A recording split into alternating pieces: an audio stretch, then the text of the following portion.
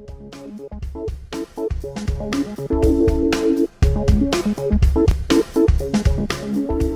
Keith Becker from DD's Rentals. In the aftermath of the October 2012 East Coast Frankenstorm, it's sensible to review disaster preparation. The types of disasters are varied: hurricanes, tornadoes, blizzards, or closer to home, earthquakes.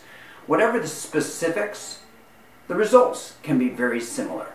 For example, as a result of Hurricane Sandy, there are more than 2 million households without power in New Jersey alone. We rely so much on the power grid that when it goes down, isolation sets in quickly. How can you keep in contact with the outside world? Today, let's talk specifically about cell phones. It's smart to, whenever possible, keep your phone as fully charged as possible. I actually recharge mine every night.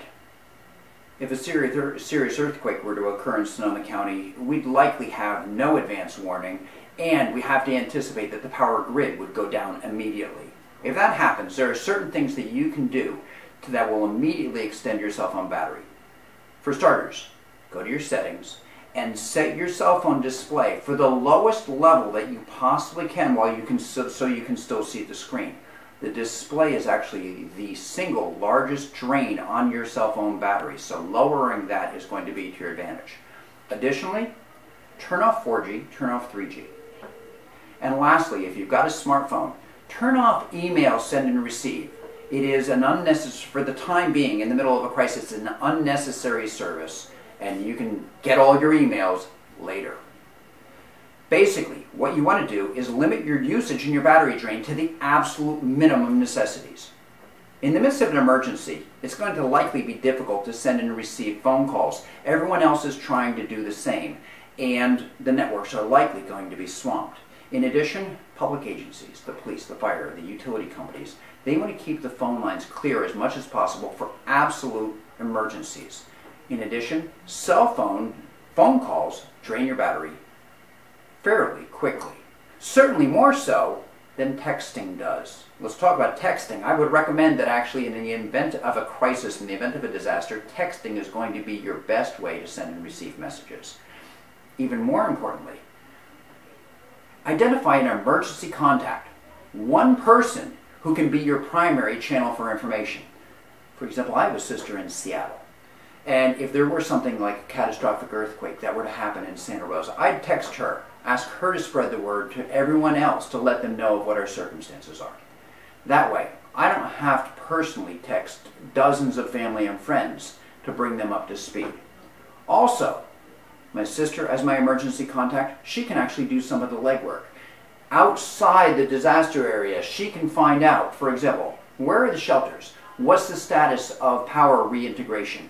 What developments are happening that I, here in the middle of the disaster, in my isolation, what are the things that I would not myself otherwise know about that I need to know?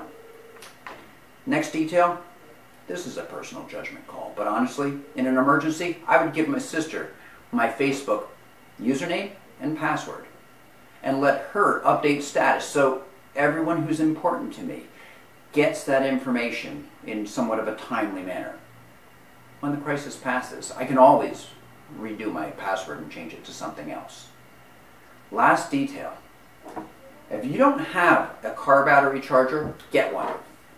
In an earthquake, in a blizzard, even if you can't move your car, as long as you can turn it over, you'll be able to use it to charge your battery on your cell phone and charge your tablets. In an emergency, you have to be prepared to be self-sufficient for a period of time. In the aftermath of Hurricane Sandy, there are certain areas where it's going to be days before emergency response gets to everyone, and there will be weeks in some instances before power is fully restored.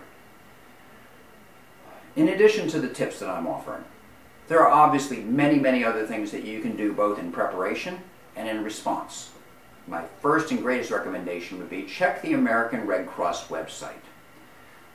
An old adage states, hope for the best, but prepare for the worst. Good luck. I'm Keith Becker.